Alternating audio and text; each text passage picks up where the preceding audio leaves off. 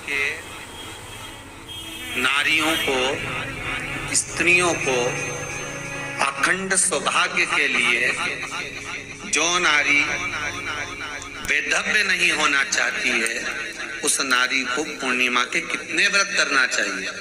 जिस नारी की संतान नहीं हो, औलाद नहीं हो, उसको पूर्णिमा के कितने व्रत करना चाहिए?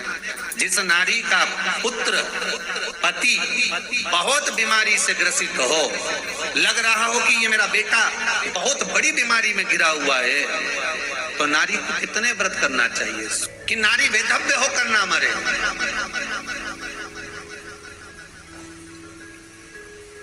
उसका पति कोई रोग से ग्रसित ना हो, उसका पुत्र किसी रोग में ना पड़े।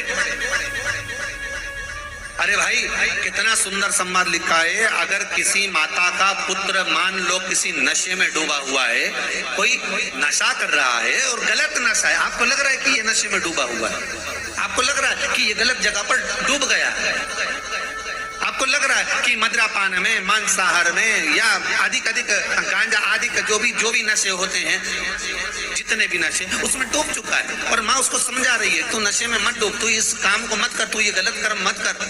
माँ उसको समझा कर हार गई।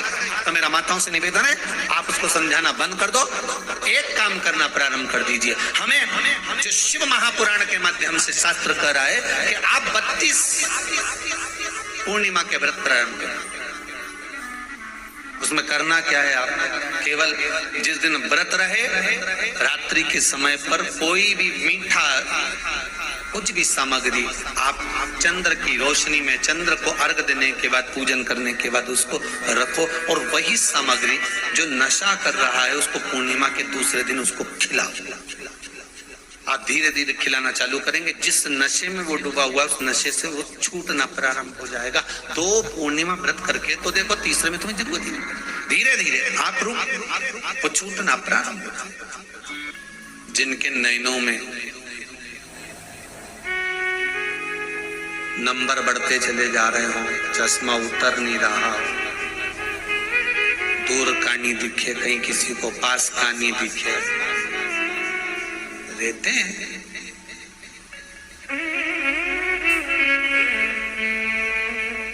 उसके लिए भी शरद पूर्णिमा है।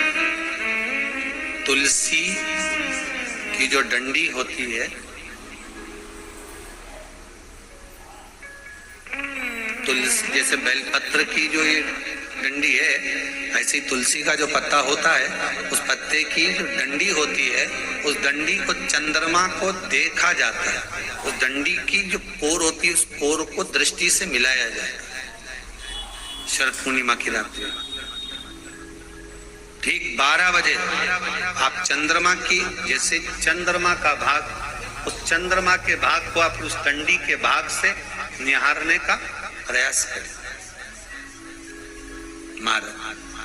घर में आइए, घी का दिया लगाइए, उस घी के दीप को लगाने के बाद पूर्णिमा के दिन उस पर एक प्लेट थोड़ी तिरछी कर रख दो, जिससे उसकी कालोच, काई की, उस दीप की, घी के दीप की कालोच उस प्लेट पर आ जाए।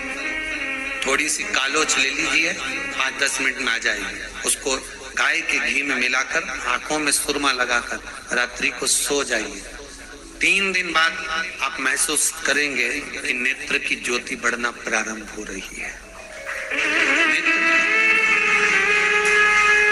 अब इस प्रयोग को करने में कोई धन लगा तुम्हारा? अरे बोलो तो सही।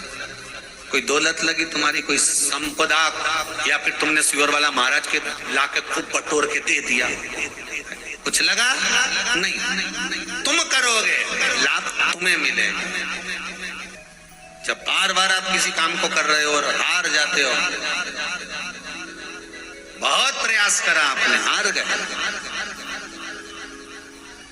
बहुत प्रयास। आपके लिए एक निवेदन है,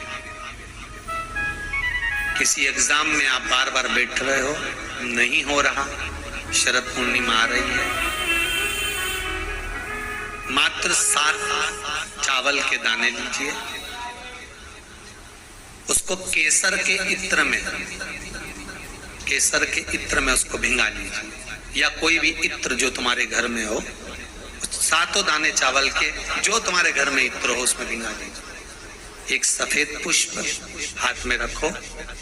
पूर्णिमा की रात्रि को शिव मंदिर खुला हो तो शिव मंदिर में चढ़ा दो, नहीं खुला हो तो बेलपत्री के वृक्ष के नीचे अपनी कामना कर कर चंद्रमा को देखकर छोड़ दीजिए।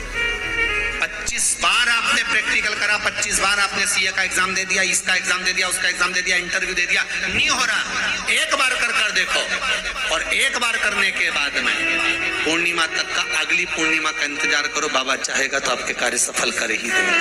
तो कुबेरेश्वर मेरा शिव, मेरा ओघड़ी, मेरा दयालु दातार करुणा कर ही देगा।